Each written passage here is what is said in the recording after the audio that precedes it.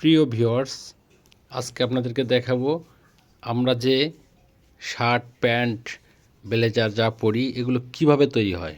প্রথমের ধাপ হচ্ছে তুলা থেকে সুতা তৈরি হয়। আর এই সুতা তৈরি হওয়ার পরে সুতাটা কিভাবে কাপড়ে পরিণত হয় আপনারা দেখতে পাচ্ছেন আমাদের সামনে একটা মেশিন।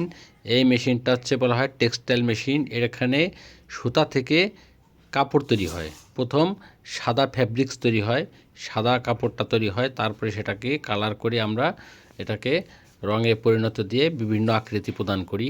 তো আপনারা দেখতে পাচ্ছেন এখানে প্রায় 100 থেকে 150 মেশিন আছে। আর এই মেশিন থেকে সুতাগুলো থেকে প্রথম কাপড়টা বোনা হচ্ছে। দেখেন কত সুন্দর কাপড় বোনা হচ্ছে। এটা হচ্ছে শার্টের পিস হবে।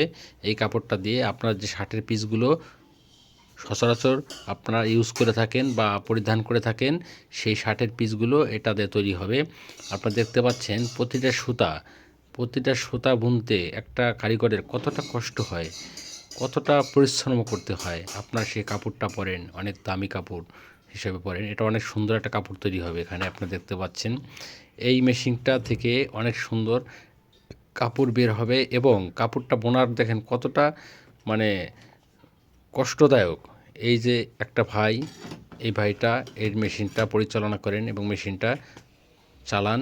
এই মেশিনটা একটা মোটর কন্ট্রোলিং মেশিন, ঠিক আছে। একটা সুতা ছিঁড়ে গেলে এই মেশিনটা অটোমেটিক অফ হয়ে যাবে এবং এই মেশিনটা দ্বারা আপনি ঘন্টায় প্রায় 100 থেকে 275 গজ কাপড় আপনারা তৈরি করতে পারবেন।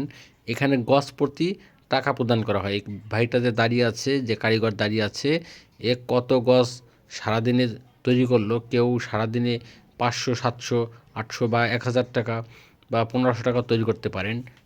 সেটা হচ্ছে মেশিনের উপর ডিপেন্ড করবে, মেশিনটা কতটা সচ্ছলভাবে কাজটা করতে পারবে।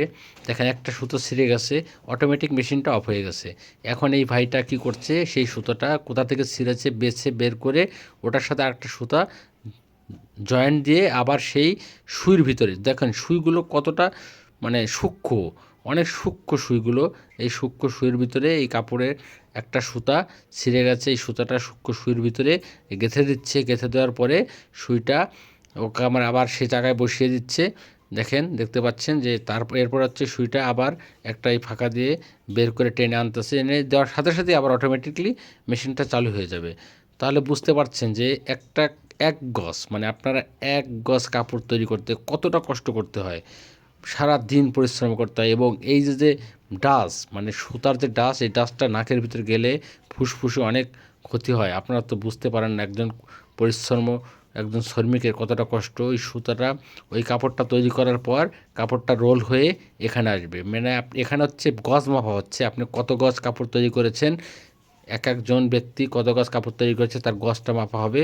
এক গজ কাপড়ের আপনি পাবেন হচ্ছে 20 টাকা বা 25 টাকা করে, ঠিক আছে, গজ পাবেন আপনি। এখানে 7 টাকা করে গজ আছে, তাই গজটা হিসাব